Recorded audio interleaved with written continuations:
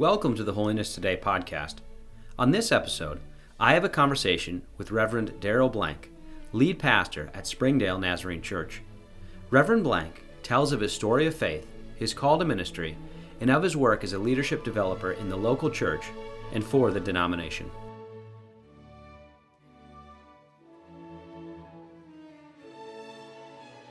To get started, Reverend Daryl Blank, thank you for joining the Holiness Today podcast. Usually what we ask our guests to do, and you can go as long as you like, but just to kind of share your story of faith, just to kind of get to know you.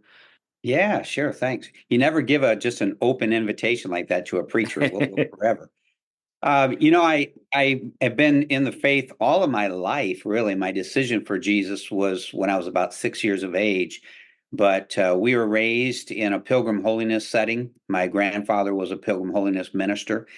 And my parents, when I was about 5, came to the Church of the Nazarene. Funny thing is, I think all the people from Pilgrim Holiness thought they were backsliding to come to the Church of the Nazarene. But all I've really ever known is the Church of the Nazarene.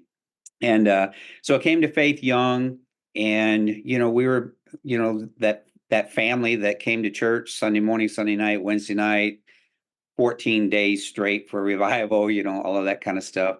And looking back, I was probably called into ministry when I was a child, but I didn't really know how to process that.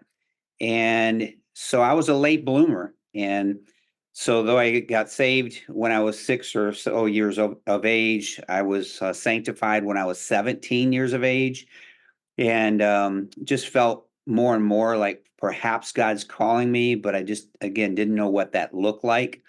And so I put that off for a while, got into business in the business world, and then received my first district license in 1996, I guess, 1996.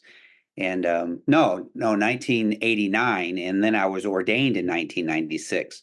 But that was after I had a career in for Stuart Warner Corporation.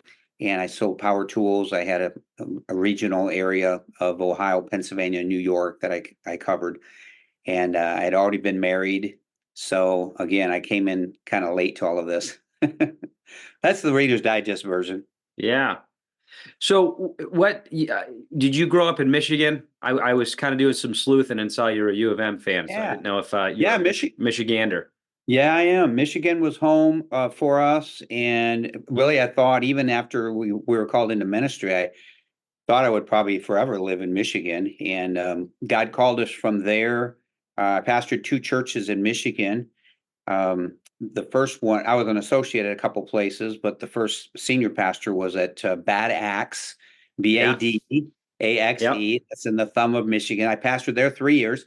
Then I was at East Flint for 7 years. And after East Flint, I went down to Goodlettsville, Tennessee, just north of Nashville, and I was there for 10 years. And I've been here at Springdale in Cincinnati for almost 12 years now. Finished 12 years in November. So being at Springdale, you have a solid crew of pastors, but how has your business experience helped out in your pastoral experience? I could see there be some coming from a family of pastors. I can see that it's almost like a small business sometimes running a church. But yeah, tell us a little bit about that. You're so right, Nate. That's the concern that many of my staff members have when they graduated from the universities. They didn't have experience to run board meetings and process budgets and all of that. And that was just a natural thing for me. I kind of gravitated toward administration and so on, and so that was pretty easy. And I didn't realize until I spoke with other pastors how difficult that was for them because they didn't have that experience. So I lacked in other areas because I didn't go through the traditional seminary or whatever. So I certainly have my areas that I lack. But the area of leading people, managing people, having goals and vision and the ability to bring people together, it just was kind of a natural thing that I think I gained through business and certainly with the help of God. But it has been very beneficial for me.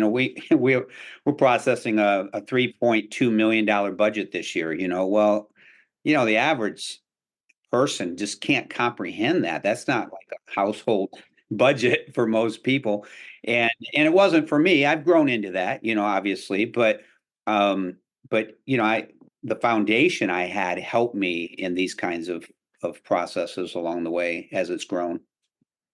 So what would you say your biggest challenge is as you've kind of moved into the ministry? As far as you say your strengths administrative, but what would be areas that God has kind of shown you, Daryl, I'm going to grow you here?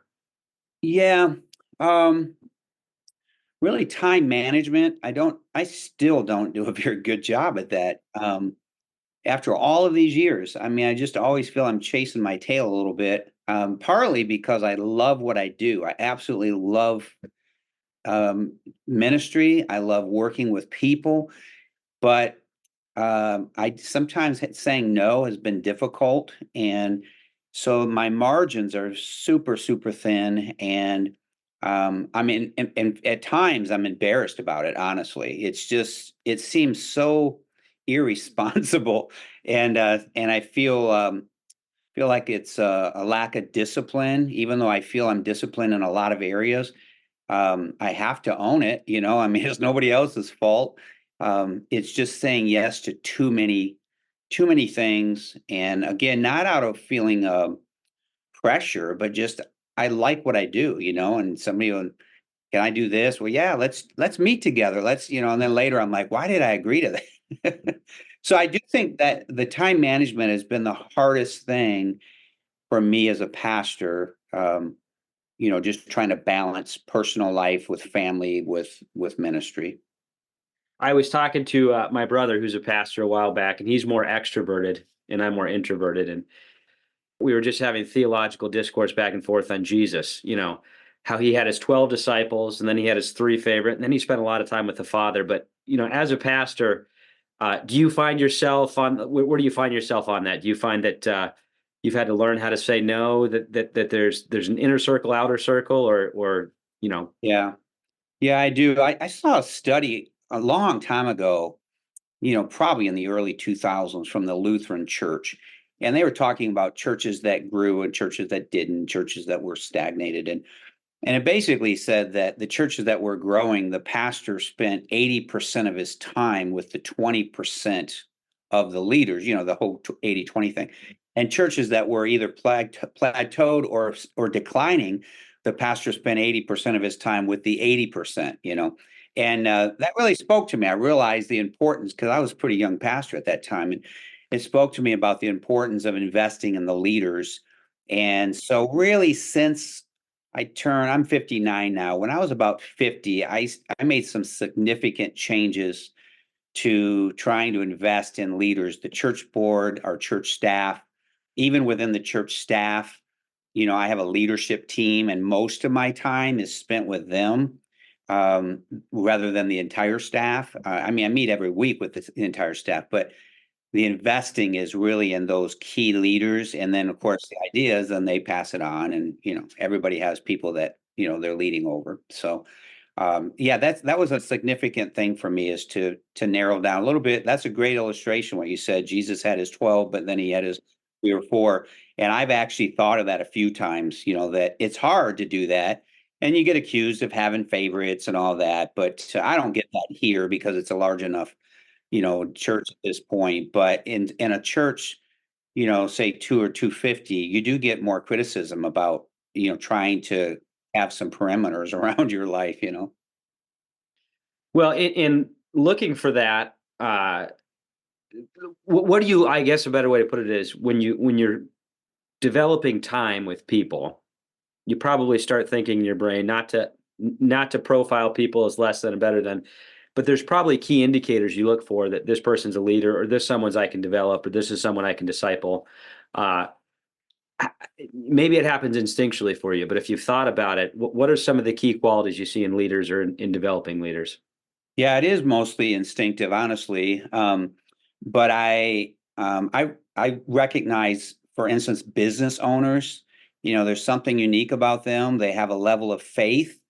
They don't have an automatic, paycheck every week. And they have people that are they're responsible for.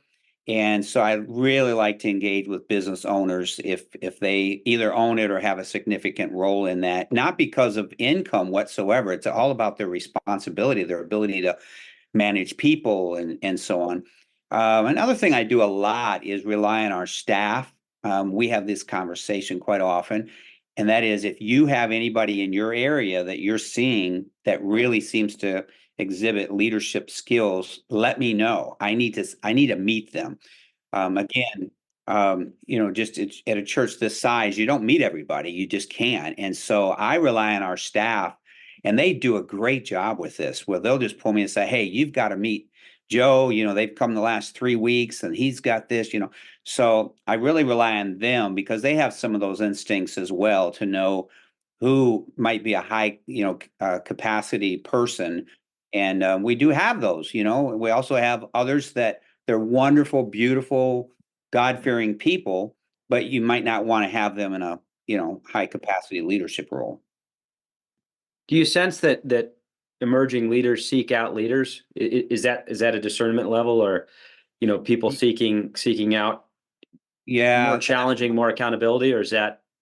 No, that's my experience in meeting with some of the other co-pastors. I listen to them, and they're hiring people within their church that are business owners and people they see. We hired 2 years ago a gal here that she was in banking business, and she was a VP, high capacity individual. And I never thought she'd, well, one, I knew we couldn't afford her, but never thought she'd come. And, but I just saw something in her, and I started chatting with her, and, she comes to this place, and she said, she's about 38 to 40 years of age. And she said, I kind of got to a place where I'm like, do I want to give the next 20 years of my life to the banking industry?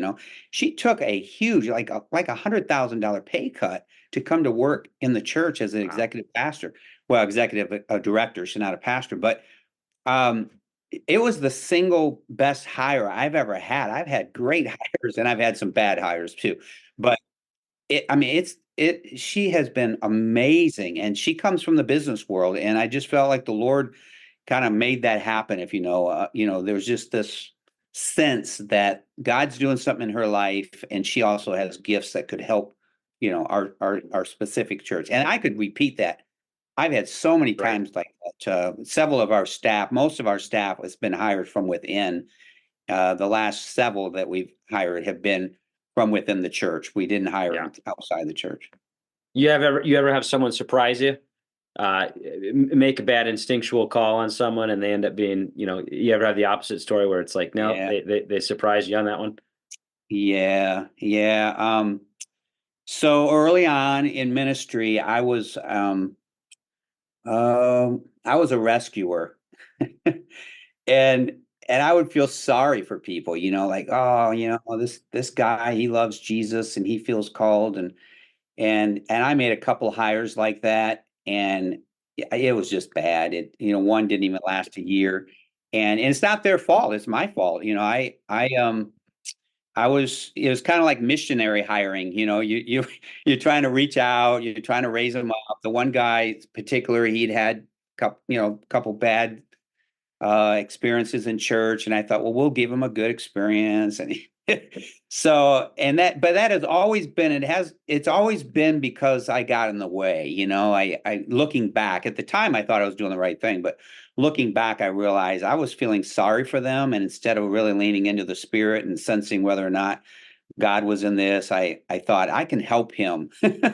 and that just backfired. Unfortunately, I have about 3 of those stories. So I gave you what's the biggest challenge, but what's your biggest joy in ministry that you kind of, when you think about it, you're like, this is obviously the reason why your ministry is God called you, but you kind of the assurance or the fruit of your ministry that you feel the most joy in. Well, that too took a change when I turned 50. When I turned 50, I was challenged to spend half of my time with people half my age, and I started doing that. And we started a young adult ministry in a previous church, and some of those people are called into ministry today. Here, I continue to try to do that. We started a ministry here called Pastor in Residency, and it's actually a paid residency that we pay from our budget. And we interview the individuals. Usually, they are district licensed individual. They're not always that, but they're people working toward ministry, and we're trying to give them practical experience. We're assuming they have the theological experience because they've come from college or whatever. But so we have a few people there right now on the team, and some of those are 6 months long, some of those are a year long. But I'm getting so much joy out of passing this on to the next generation.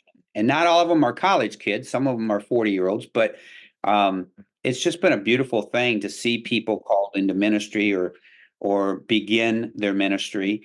We've had in the last 5 or so years, we have 5 lead pastors right now serving in the Church of the Nazarene that came from here just in the last 5 years, and 3 of those were lay people. They weren't staff members; they were lay people, and so that to me just gives me a lot of joy knowing that's being passed on. The other thing I'd say is we're made up of 7 congregations.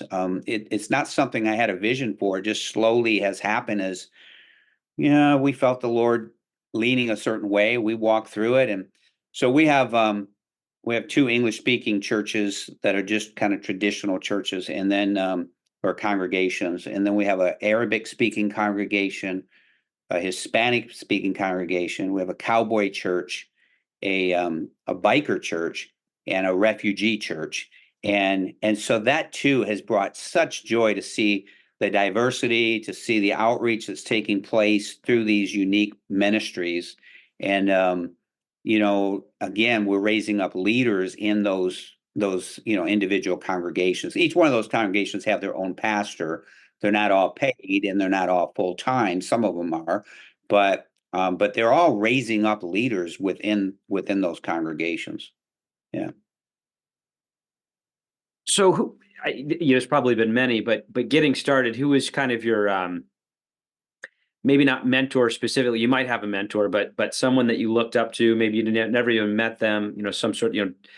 John Maxwell, some pastor that you read. But who was your biggest inspiration getting into ministry, especially being pulled out of the business world? I would wager that you were probably curious and listening to pastors on the radio and whatnot. But who was kind of your inspiration, or your not idol? That's an idolatrous word, but you know what I mean. Really, Role mine model. were more people who had influenced me personally. My grandfather being one. He was a Pilgrim Holiness pastor. Then Steve West, he gave me my first opportunity really to serve in the church. I was in Pontiac, and he was the senior pastor. And I believe he's still pastoring now. He was in Wisconsin for a while. I've lost track of him, but he just saw something in me that I didn't see in myself. And he said, you should take a course of study and just kind of feel this out, And so he's the one that really helped me to discover that what I was feeling was a call. And so that was huge in my life. And then once I got from there, they were people like Bob Broadbooks. Bob, you probably worked with him. He was one of my favorite DSs of all time, and he just he influenced me just with his life. He didn't give advice unless I asked him for it. And so he was very instrumental. And then other pastors on the district, we had very close relationships with those on our district when we were up in Eastern Michigan. Dr. Steve Anthony was our DS, and they just influenced us on just a daily basis of just, we're talking about sermon series, or how do you put together a budget? I'm going back years, but still it was just as iron sharpens iron, if you will. So I had just like, they weren't the rich and famous that influenced me. It was the guys that were in the trenches and the blue collar guys, and man, I'm forever grateful for those guys. For sure. So, coming from Michigan to Ohio, was there some transition there? being a U of M fan to Ohio State territory. Have some of my people been talking to you? No. I was purely sleuthing on your Facebook, and I said he's a Yeah, Michigan guy. I didn't realize that. So I yeah. grew up in Michigan as well. So Oh, you did? Where yeah. were So you in Michigan? Three Rivers and then Charlevoix, Michigan. So on the west Sure. side there. But Yes, yeah. very familiar. Used to go up to Traverse City quite a bit. Yes, yeah. That's where my parents are. So beautiful area up there. Yes, But it is. wonderful. Well, we went from Michigan to we spent 10 years in down in Tennessee. So we're coming via the South, I guess. But honestly, like I am a Michigan fan, but I would also root for, Michigan State. But as you know, being from Michigan, there is quite a competition between Right. Ohio State and Michigan. And honestly, I really do it more, Nate, to have fun. For sure. I pick and the other thing is I came in 2011. Michigan never beat Ohio State they until did. 2 or 3 years ago. The entire time I've been pastor here, they never won. So I've only been able to gloat the last 3 years because Yeah. every year they just beat us. So, but we have fun together. They know I'm joking with them, and they have fun with me. And we had an ugly sweater thing last Christmas. Everybody wore an ugly sweater, so I wore an Ohio State shirt, and so we just That's have a good. good time. But Yeah. and honestly, we have a lot of transplants down here. We have a lot of Michigan fans down here, and then some of the folks that actually live here, they don't like the Ohio State fans. So there's some of them that don't even. They might be Ohio State, but and then they're not necessarily a Michigan fan either, but they won't root for Ohio State. Have you become a Bengals fan being north of Cincinnati there, close to Yeah. Cincinnati?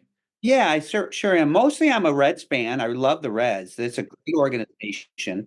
Bengals, yes, I usually go to a game or two a year. And then but I still root for the Detroit Lions. I grew up, there, and so there's not much to root for normally, but I Hey, have got behind. they're getting a little bit better. They Yes, might they have are. it. They might have it soon. They're Yeah. almost to the Super Bowl. We'll see.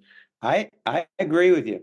And I've, got on the Joe Burrow's bandwagon, I should say. So yeah, it's a great town. Cincinnati. I don't know if you've spent much time here, but it's really a great town. Do you get many? Is there anyone in your congregation from the Kentucky side? Do you Yeah. get people from? Okay. Yeah, we draw from Kentucky and Indiana, and then as far up as maybe a little north of Dayton. But we have quite a few from Kentucky. Yeah, yeah, and so therefore you have Kentucky fans, a lot of Kentucky fans here as well. But we also we don't draw from Pennsylvania, but we have a lot of folks who are transplants from Pennsylvania. So there's a lot of Steelers fans and people like that here. Well, I was impressed with your website. I liked the terminology of reaching up, reaching in, and reaching out. Yeah. So I didn't do any further research than just clicking around on your website on that. But did you come up with that model, or how did that model? I think that's a good way to phrase it. Can you share a little bit about that? Yeah, I did. It's the negative side could be that it might be too broad, but we didn't want to have a mission statement that was so strict you couldn't do anything. But so let me tell you how it works though. So the short is reaching up, in, and out.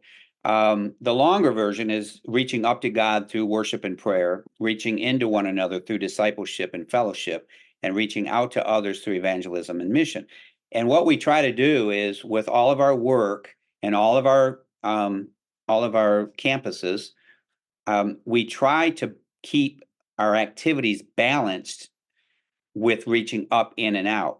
So, for instance, if the youth go on a mission trip, we want them to identify: is this a reaching up event? Is this a reaching in? Is it, or maybe it's all? Women's ministries has an event tonight. Is this or tomorrow night? Is this a reaching in or a reaching out event? Things like that. And what it has done, it's been really helpful to help. One, it gives it allows us to keep more balance, so we're not just having worship all the time, or we're not just having fellowship all the time. So it forces us to kind of, evaluate things. And then secondly, is it gives us the opportunity. It is defined enough to give us opportunity to say no to some things. Because I feel like churches sometimes they get in a problem, as you and I just talked about me personally, we get in a problem when we say yes to everything. So it has allowed us to say, you know what, that really doesn't fit our mission. And so we're going to pass on that right now. But yeah, the web or the mission statement has helped us so much over these last few years. And I would go on a limb to say nearly everybody in the church knows it. It's not one of those mission statements that goes on a wall and nobody can say it. You know, our children, the janitor, they're at least going to know the short version, reaching up, reaching in, reaching out. But many of them would know the entire long version. And because of that, you know, it just kind of stays before, you know, you'll have conversations with folks and they'll say, well, that's just, you know, Springdale reaching up, you know, or something like that. So Right. it encourages me when I hear them, you know, say the slogan, you know. I'm jumping to reaching out on you, but well, maybe, you know, so now you might say this is, I guess it was reaching up and in as well, but you traveled to Argentina recently Yeah. and then you're heading to Guatemala, but tell us about your travels. So you tell us about your time management and travels. You're kind of a busy guy. So you were mentioning you're heading to Guatemala next week. Is that right? Yeah, go to Guatemala next week. We do. We have a lot of mission trips here. Springdale has a strong mission emphasis, so we'll have 4, maybe 5 trips to Guatemala this year. One, possibly 2, but one to Africa, and then we just got back. I say we, but our team just got back from Inez, Kentucky, and they did a mission trip for a week down there. So we do both domestic and international trips. I usually will go every other year on a mission trip from our church anyhow. This year was a little more travel because of the global theological conference. That was a great conference. That's, I think, maybe the first time you and I met. Yeah, I I can't think remember so. if we met before, but I sure enjoy watching you go around doing your work. You got a Staying gift. busy. Yeah, it You was got a good. gift, yeah. And that was really helpful. I got to meet some people that I only knew by name prior to, and then others that, you know, honestly, I've cheered them from a distance. You know, I didn't know them really all that well, but you know, I'm a fan of theirs from a distance, and so I got a chance to kind of interact with them there. And Guatemala, what we'll be doing, we have some partnerships there, so we'll be building a church, and then next year we'll do a teaching. We've added that component to our mission trips. So usually our mission trips are either medical, work and witness, vacation Bible school. But we've added a fourth component, which is just teaching. And so we'll take 4 or 5 pastors and just go, and the whole week we're just teaching doctrine, teaching basically the 16 articles of faith, things that some of the, you know, local pastors there really haven't fully grasp, and that's been a neat kind of addition to our mission, you know, outreach. So what was your biggest takeaway from Argentina? What, is there something that's been sitting with you since you left or encouragement you felt or anything like that?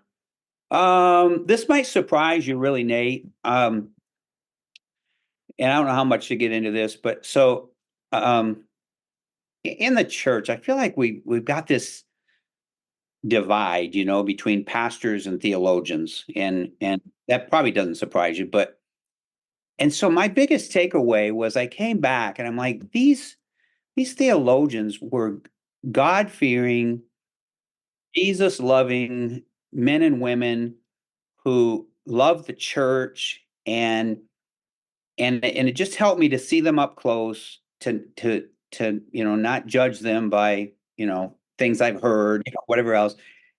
And I came back immediately 2 weeks later, and we hosted the Holiness Partnership conference. And so this is the truth. I had people who said to me, "Why on earth would you go to the Global Theological Conference?" You know, and then I had people on the other side saying, "Why on earth would you host the Holiness Partnership?" You know, and I mean, I was getting it from both sides, and and anyhow, and you know, we hosted the Holiness Partnership. We didn't have anything to do with it. We just hosted it, and I found people there who love Jesus, who love the church, who who are worshipers of God. I mean, and so I think both of those 2 extreme experiences, and they shouldn't be extreme, by the way, but unfortunately they are in our culture today. I walked away from that just with a new appreciation that we need to sit down more. We need to have more conversation with one another and stop launching bombs from a distance and doing drive-by shootings on Facebook, and so that's probably not the answer you were looking for, but more than anything, I think I walked away personally with a renewed kind of hope and where we are. It's not as divided as it sounds on social media. I think we have a lot more in common than what we see sometimes. There's some loud voices out there. And so I don't know. And then I love the small groups. I had a small group there, and I got to meet with people from, 3 different languages, and I really enjoyed that. I'm going back. I'm jumping around, but I'm going back to Argentina. I thought I thought the small groups were fantastic to hear from them, their perspectives on some of these things that I would not have even considered, but based on their locale, they had a different perspective on certain things, it was very good for me. It was really good for me. First time I've ever experienced.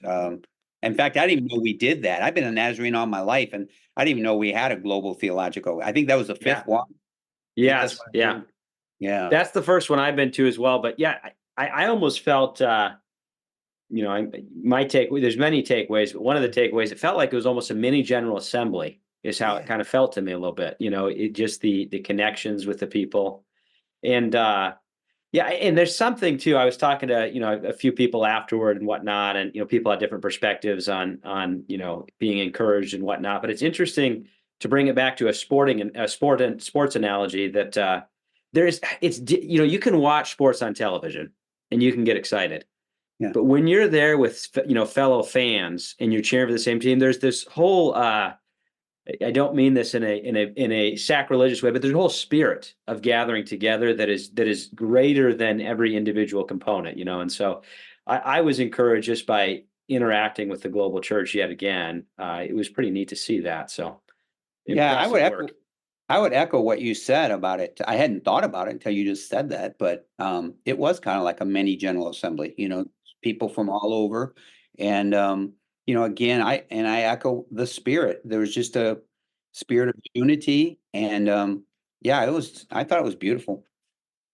No, I've still been thinking about things since, but I'll probably be thinking about things till the next theology conference that we talked about there. But it was a good one. Did you have any takeaway that yourself, or are you still processing that stuff? Yeah, I think what was the most fascinating to me, and I had the great privilege of being able to kind of dialogue with individuals. So you're actually the first USA Canada person that I've dialogued with the podcast after the conference. So I talked to someone from the South American context, Eurasian context, Asia Pacific, and then also Africa. But it's interesting that in talking to all the different perspectives, they had different takeaways, but the takeaways weren't, and who am I to say weren't incorrect? But what I mean by that is that they didn't disagree with anything that I was thinking, but it was a different way of looking at whatever we were talking about, which I thought was fascinating. Yeah. And so, it kind of reiterates the importance of you saying, get together, gathering together more as we do, as we work on this great experiment of a global church, how important it is to gather together. And so I think that was my biggest takeaway. That's always my takeaway from General Assembly as well, is just obviously, there's a time constraint going back to time management, but there's never enough time, and so maybe that's, and then also I think the thing that I've been thinking about too is that just a glimpse of heaven, heaven being all of the nations gathered, plural, in that great theology conference in heaven kind of thing. So yeah, it's always fascinating, but there's probably several different, rabbit trails we could go on, but that was just my initial takeaway of just seeing the global church gather to discuss sometimes difficult topics. There were some topics that it seemed like there was heated debate on and whatnot, but I thought, depending what this individual means by this statement, they could be saying the same, just the importance of that dialogue. And then also just seeing the translation team just, at General Assembly, it's amazing to watch them do it. But at the theology conference, when you're just breaking down theological terms that quickly, just an impressive thing. So it was. I was amazed by that. Yeah. My only, I did get weary of the one. What was the one word we debated Brokenness was debated for a long time. Oh Yeah. my. After a Yeah. while, I'm like, I'm feeling broken right now, Yeah.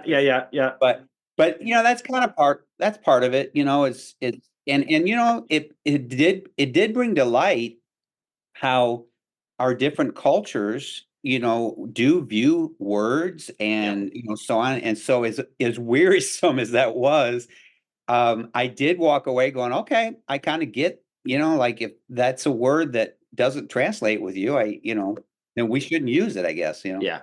Yeah. No, it was a fascinating It was. time together and whatnot. So Yeah, it was. well, transitioning to another topic altogether. This is just Yeah. kind of more of a fun question, but where is your in the Cincinnati area? If I'm traveling there, where's the restaurant that I got to go to, or what is your favorite most this is where I go. This is the place. This is my go-to place. Well, I'd start with the first one and that would be Skyline. There's two different, Yeah, like I've heard chili. of Skyline many times. Yeah. Skyline is like the thing. And there's also Gold Star, which is their competition. And what's funny is when I moved here, I had people tell me you could divide a church with Skyline and Gold Star. And it's true. Like if I have people raise their hand, who's for, Skyline, half of them would be there, half would be Gold Star. Ironically, hate that this is even recorded, but I don't even go to either one of them. So like, I'm just not a big fan of it. So, Are they but both I don't. chili places? Is that what they're known for? Yeah, they're both Skyline? chili Okay. places. That's Both right. chili places. And Okay. yeah, and you know what? They really are popular, and they invest a lot in the community, especially Skyline. You go to a Reds game, you're going to see Skyline everything. And if there's so many, I don't remember how it all works, but so many maybe strikeouts or home runs, you get a discount. I mean, they're really invested in the community and the city around us. So So Skyline would be a place that I'd go to, but what's the place you would go to? What's your go-to place? unique to Cincinnati. Yeah, or just your favorite. It can be anything. Yeah, unique to Cincinnati. Now, this would be a high-end restaurant, but Jeff Ruby has like 3 restaurants here. There's different names for them. But in fact, we have a gift card right now that we haven't used, and it's been tearing up my wallet. It needs to be used. But it's a high-end steak place. It's really nice downtown. He has another one, Carlos and Johnny's, and then there's another one called the Precinct. It's an old police station, and anyhow, all of those are really great restaurants. So that would be one. Yeah. All right. What's your favorite place you've traveled to? Favorite place I've traveled. Ooh. Or a place you'd like to go back to? You traveled there Yeah. and you thought, I'd like to go back. Maybe the most fascinating place was Egypt. I did some teaching over there about 5 years ago, which is how we began, in a sense, that's how we began our Egyptian speaking congregation, is somebody I met over there. So anyhow, so that was neat, but that was all work. I didn't get to really explore a whole lot, but I did get to see the pyramids, which was unbelievable. And so that was kind of cool. This probably doesn't seem all that exciting to you, but I love the West. I love Yellowstone, and so you might expect me to say, New Zealand or something, but I really love. There's so many places in the U.S. that I have not been, and I only went to the West during my sabbatical in 2021. That's my first time being in Yellowstone. I've gone twice since, but I love it out west. I'm kind of a cowboy wannabe. And so, yeah, I just love that. And we're outdoorsy, so we like to hike and stuff, me and my wife, Trace. And so we enjoy going out west. I was born in Arizona, so I still have some of those cowboy roots out there. My grandpa's he went out there to race horses, so he's I don't know if he's a wannabe cowboy or if he's just a cowboy. I'm not sure. He might, yeah, he might be the real deal. He wears cowboy hats and cowboy boots, so I get it. I get it. That's awesome. All right. Well, you were in the business world, but if God came to you and said, Daryl, I'm going to let you do it again, but you're not going to do the same thing you did, what do you think? What vocation do you think you'd be called into, or what would be another vocation besides being a lead pastor? Oh, wow, I haven't thought of that in forever. When I was younger, I was actually a reserve police officer for a while before I got in the ministry too. And I thought I'd want to be a police officer, but wow, today I'd run the other way, I think. I enjoy that kind of stuff. By nature, I'm a protector. So like fire department, police department. I do enjoy these days. I enjoy teaching. So maybe even in retirement, maybe I would do something more like that. Some kind of instructional or teaching, career. Yeah. So, kind of a segue on that, and you probably get this opportunity quite a bit in your mentorship program. But what do you tell pastors starting out in their ministry? What takeaway advice do you try and give them or impart with them? Well, balance is one, to keep balance, because the work just is never done. It's just, that even in your role there, it's never done. There's got to be a time where you just say, I can't do anything more. Um, and then keeping your own heart right. It's so easy under the pressure to just be going to the word to find something for everybody else, because man, Sunday comes so fast, it's like it gets over and it's here again. And you've got to have your own personal time just to recoup and to meditate on the word and just let it speak to you personally. And that's something that took me too long to figure out. I was probably 10 years in as a pastor before I really realized, man, I'm just on empty all the time, and so that's what I try to emphasize with our younger pastors is it's got to be your heart first. You can't give what you don't have. And if you're dry, everyone's going to know it, and you're not going to be effective. And so I really emphasize that, and then continue learning. It doesn't have to be, in my mind, it doesn't have to be, credited necessary learning, but you're going to conferences, you're reading books, you're studying, different.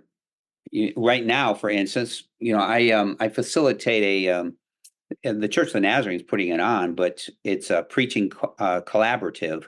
I'm one of the facilitators for that, and we're learning how to be better preachers. How to write our messages better, and culture changes so much. So some of us were still preaching the same technique, same style, same everything as we did 20 years ago, and the message doesn't change. I get that, but the methods, I believe, do.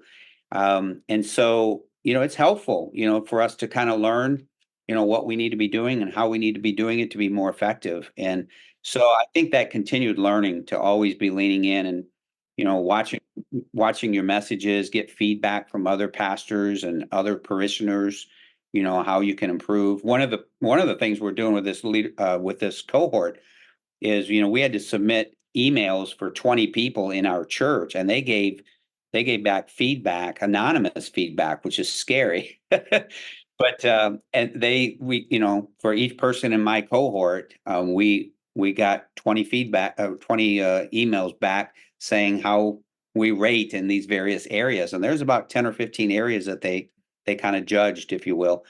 But it was helpful. It's not good for our ego, but it was helpful. I mean, some of it was good for our ego. I mean, some people said some nice things, and others just like, well, they keep using this word over. Or he uses his hands too much, And so, I just think we need to continue to try to improve. One of the things you said when you what I heard you saying was rest, getting proper rest and unplugging. How do you rest? Do you take a day off a week? Do you take certain hours of the day? Do you do both? Yeah. How do you recharge yourself? Yeah, good question. So Fridays are most of our pastors' days off, barring a funeral or, something like that. Mm-hmm. I take Fridays off. My personal Friday would look like this. I get up early. My wife likes to sleep in on her day off, which is Friday. So I get up early and I'll usually go for a hike or I'll ride my mountain bike. And weather permitting, I'll do one of those two things. And it's just more solitude, just kind of getting away. I'll usually be home and showered by noon. So then her and I can go and spend the day, we'll go out to eat or maybe catch a movie, something like that. Might go to dinner at night with somebody, but we try to set that Friday aside to just kind of chill. But I need what I found a little bit, you said something about being more of an introvert. Is that what you said? Yeah, for sure. Yep. So I always thought I was an extrovert, and And then I took some, various assessments, and I found out in a sense what I am. It's my words, and I don't like the word, but I'm a performing introvert. So I'm kind of more of an introvert, but because of my role, I have to be outgoing. And I don't like the word performing because I'm not being fake about it, but I'm just having to be on. And so what I found is, and it works well for me and my wife, is I still on that Friday, I need some time to myself. I know we do too, her and I, but I need time just to myself. And so I've learned to kind of know when I need to step away. I'm all people Recharge and yeah, now. no, Yeah. I get that. That's how Yeah. I think I am too. I could maybe be right on that line, but I think I'm a outgoing introvert, and then there's the Outgoing. shy extroverts as well, Well, run that's into right. those as well, so No, yes, you're yeah, exactly yeah, right. yeah, Yep. that's funny. All right, Yeah. I'm stealing this from Wendell Brown. I heard this on his podcast recently, so I'm stealing it. I What love Bible character do you relate to the most in the Bible scripture? character I relate to the most. Probably You can't, Joshua. Probably, I'm Joshua. sorry. I was gonna Okay. say you can say Jesus, but that's just gonna make you Yeah, super holy if you say that. that's gonna But be yeah, Joshua, sorry, I interrupted you. that would be over the top, I think. I'll go with the other Jesus and say Joshua. Joshua, right, Um, right. I think I just liked he was always adventurous, always moving forward. I mean, when you read through the book of Joshua, there's no downtime. There's no, and I just by nature, I'm more like, what's the next challenge? Give me this mountain, kind of thing. And that's just my nature. Even, back to talking about rest, our vacations are mostly, we come back tired, like we're hiking, we're biking, horseback ride. And I've learned in the last 10 years that some of that has to the last couple of days of vacation, I need to just chill because I will come back tired. We just like to be active all the time. And Joshua just seems like that person to me. Is just, he's always on the go. And so I think probably I most relate to him. I don't know if he's my hero, but I most relate to Joshua. No, that's good. How about you? You Favorite? have one? Well,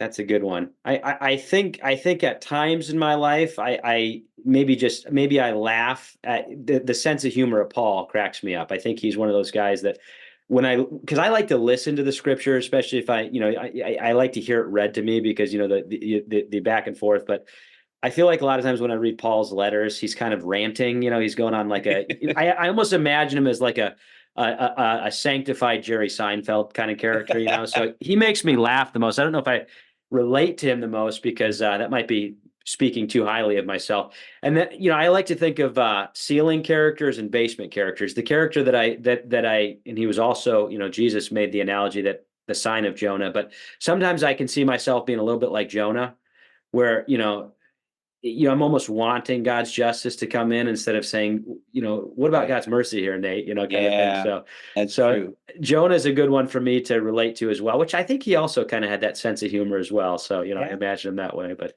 that's a those good would one. probably be my two, just off the top of my head. But the ones that I think about, try not I, to be like Jonah, try to be more like Paul, I guess maybe. I love the description of a sanctified Jerry Seinfeld. That's That's awesome. just how I imagine. I I'm mean, that could be never, just me reading into it. I don't know, but I will not forget that. I will yeah. not forget that He's description. always got solid points, but you just feel like you just kind of want, if you're listening to his letters read aloud to you, the church in Romans, it's like, all right, we get it, we get it, we get it. All right, on to the That's next going to come chapter, out. please. That's going to come out in an upcoming sermon. I guarantee you. I'm using that. You I'm should, you should. I think I think you could play with that for a little while, That in is some of his so fun. letters at least. So the Pauline scholars might disagree with us if they're listening to this. Well, that's true. That's Yeah, true. yeah. All right, I'll give you two more questions. One of them's just kind of a fun one, and it might be a short one, might be a long one. But what's your favorite movie and why? Favorite movie. Um, let's see. We see quite a few movies. But do I have a favorite? Um, let's see. I feel very girly in saying this because I really I like the movie The Proposal. Yeah. It was Sandra Bullock and Ryan something. I guess I like it because me and my wife both like it, and it's just Uh-huh. it's a what do they call them? It's a comedian, but or it's a comedy, but it's what do they call those? Like a romantic. Rom-com, a Yeah, there romantic you go. comedy kind of thing. Rom-com. Yeah. It's a rom-com. Yeah. And then, I was always a fan of anything action. So all, the Rockies and all those kinds of Yeah. things. Yeah. I love anything, action. So I don't have too many movies I don't like, if they're action based or any of the comedy ones. I love comedy. Yeah. And I would go to a movie by myself. Would you do this? Would you go to a movie? I have before. But my wife and I, we love going to movies, and we'll see a lot of bad movies because we just like going to see movies. So we'll sit through anything kind of thing. There's been a couple we've walked out of because it was we're those AMC Stubs members, so we're just those we're those elitists that can just walk out of a movie and say, hey, we yeah, same thing. jokingly. No, I'll go for the popcorn.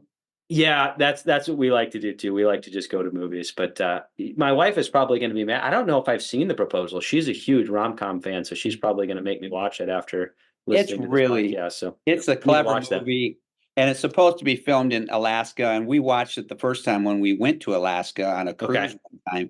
So I don't know why. It just kind of connects. It sticks in your those movies that do that. So yeah, you got to see it. Proposal. I'll watch it. I'll put that on my to watch list. So okay.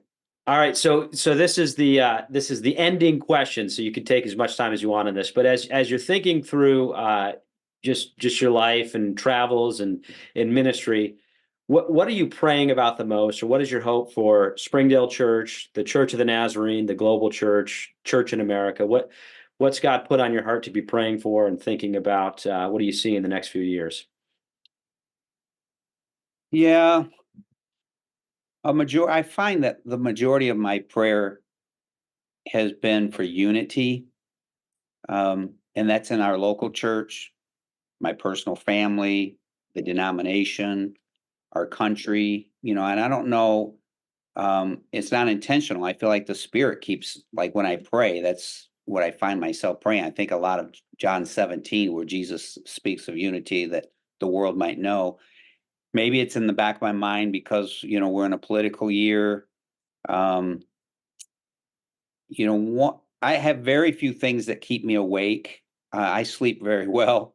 But if there is anything that keeps me awake, it's a lack. It's the risk of a lack of unity, because our church is so diverse with these, with Hispanic and Arabic and all that, and blacks and whites, and sometimes I'll lay there if I don't take captive every thought, and I know I'm supposed to, but I can get a little bit nervous about somebody's, uncaring Facebook post that's going to just, or one of our Sunday school teachers who, he or she thinks way over here, and they make some statement, and then, I mean, and thankfully that has not happened. There's been a few things we've had to manage, years past, because there's been lots of, especially political unrest lately. But it does concern me. It all is kind of like we're just one dumb statement away from somebody doing, splitting our church or something. And I know God's bigger than that. I really do. And I trust God to continue to keep us unified. But that is a big part of my prayer. And that might sound shallow to you, but the unity is so important, because that's really why we've seen such growth and such here, because because we're unified, we're moving forward in the same direction. You offer grace to one another, and so on. And when there's division, you start getting, you question motives, you're suspect and all of that. And so up until now, then, God has kept us unified, and we've had to manage things. Don't get me wrong. There's been issues, and somebody does say something on Facebook, and someone else says, well, they said, but, that's my main prayer right now. And then I see that in our denomination too, not just our local church, but our denomination, just things on each kind of extremes on each side. And so I just pray that God would to keep us unified and keep us pure in the scriptures and following him, keeping in step with the Spirit. And I don't want to get ahead of the Spirit, but neither do I want to lag behind. And And so that's kind of what takes place of, the time in my prayer, in my prayer life. Yes, I'm praying for physical needs, and yes, I'm praying for, we need a building for our Hispanic church right now, and we need, a leader over here. But if I had to sum it all up, if we could stay unified, we can get through a lot of things. There's great momentum that's taking place, and then, of course, you experience peace when there's unity as well. And so that's a long way to say it, but that's the gist of prayer. Yeah. Do you find this is gonna I found that the types that say we just need to get off of social media altogether, and then the types that say, well, we still should communicate on social media. We need to communicate truth and mercy and all that. Where do you kind of land on that? I mean, is there, from Holiness Today's perspective, we've seen massive uptick in engagement by being more engaged on social media. Yep. But where's the balance in that, or what do you see? Yeah, I do think you hit the word on the head, I guess. Balance is got to be the key, I guess. I I use social media a lot. Our church uses it. We see increase in, I mean, our online streaming and stuff like that is double of what it was a year ago even. And then I use it personally. I have a professional account as well, and I use it personally. You'll see I do a lot of scriptures. It's always positive.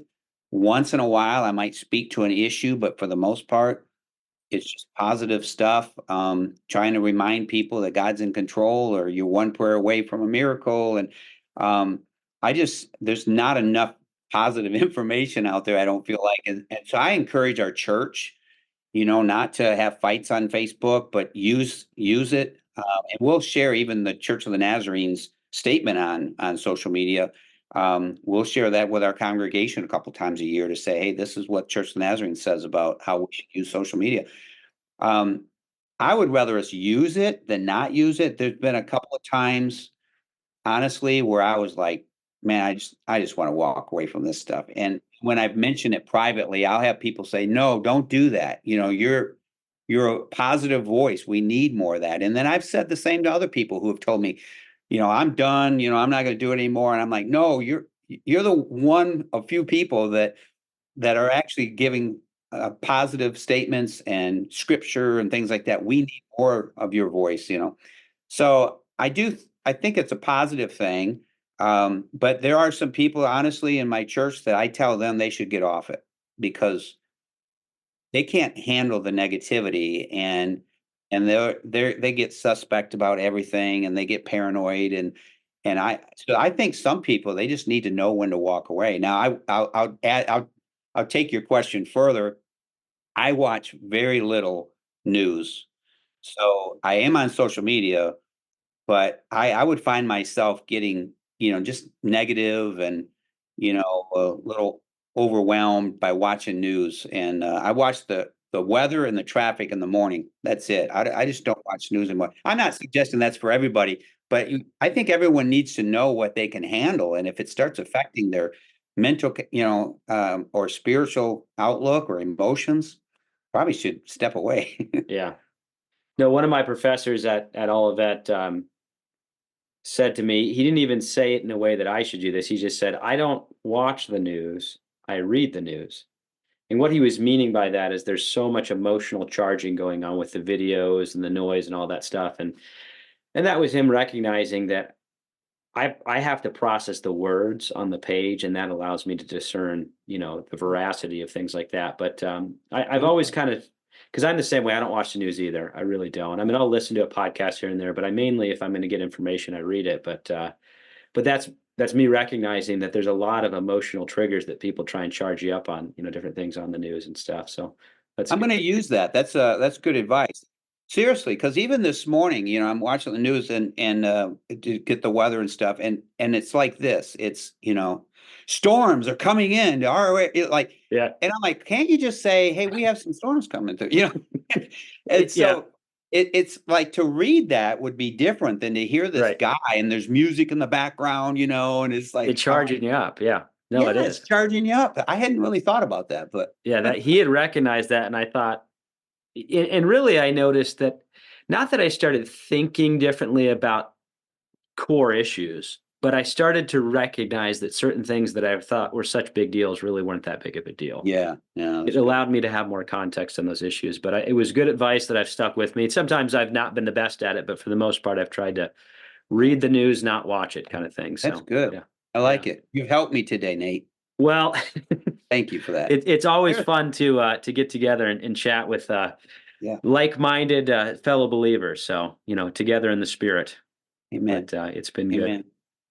Well, Reverend Blake, thank you so much for being on the podcast. We hope to do this again in the future, and we're doing more and more with the Preaching Collaborative. We've got an interview with Julie O'Hara coming up that we're gonna do, and we're Good. trying to feature some more of the Preaching Collaborative. So, always welcome to hear insights from you on that, how we can Okay. feature it in the Holiness Today magazine or on the podcast. But thank you. Great. Is there? I'm stealing this from one of our fellow podcasters. Sarah did this recently, but is there anything you'd like to plug before we go? Any obviously you could plug your church, but anything you're thinking about that you want to say on on this platform? Wow, that's awful nice of you, but I'm just a boring kind of guy.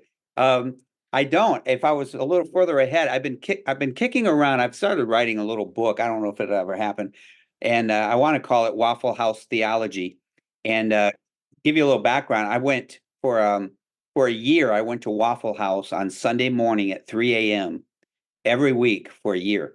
And I just took notes along the way, and that's for probably another time. But I learned so much. But the purpose of the book would be to talk about prevenient grace, and just getting into other people's spaces. And it was quite an experience. But I did it every single week for a year, and then I just started making some notes, and somebody suggested I should make a book out of that. I'm like, maybe I will. So, in fact, I talked to Bonnie Perry at Argentina, and she said, yeah, you should follow through on that. So I don't That think she sounds liked like the name. well, she did. Okay, as I say, I like the name caught me, but maybe Bonnie Well, knows more than me. So actually, what she said was there was a book years ago, and I kind of, after she mentioned that, I think I remember this. She said there was a book they published once called Coffee House Theology. yeah, that was And she Frank thought Moore's book. I think that was I Frank's. think you're right. Yes, I Yeah, think you're right. yeah, So she just wondered if that'd be too close, calling it yeah. Waffle House No, Theology. So yeah. I'm like, That's a hey, good I don't point. care what you call it, but I need to sit down and finish it. And that's not a Yeah. plug. It's just if nothing else, maybe it's just accountability for me. I just need to get the time to sit down and finish it. But Well, I our do think listeners can be praying for you as they hear you thank talk you. about There you go. finish that. Okay, great. Well, thanks, Nate. I really appreciate your time Yeah. today. No, thank you. It's been a pleasure to get to know you more, and hope to have more of that in the future. All right. Thanks so much. God bless you.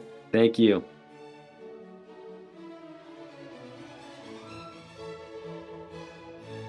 Thank you for listening to the Holiness Today podcast. If you enjoyed this production and wish to hear more, visit holinesstoday.org/podcast or find us on Spotify, Apple, and Google Podcasts.